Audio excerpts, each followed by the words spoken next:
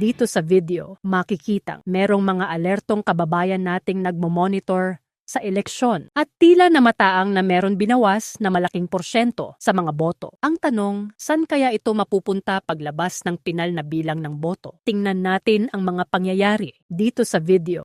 Tingnan nyo, ilang seconds lang ang biglang pinagbago. Live to siya ng GMA. Naka-live si GMA ngayon.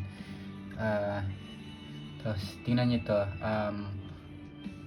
May 13, 1:38 AM. Nasa 26 million. Tapos, konting usog niya lang. Yan o. Ilang seconds lang yun ha.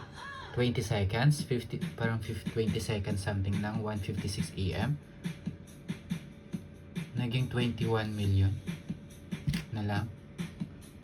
Ang laking binagsak ko. Ito, nasa 5 million yung nawawala na vote. Yan o, 13 yung kay Amy. So, 3 million yung nawala dito sa baba.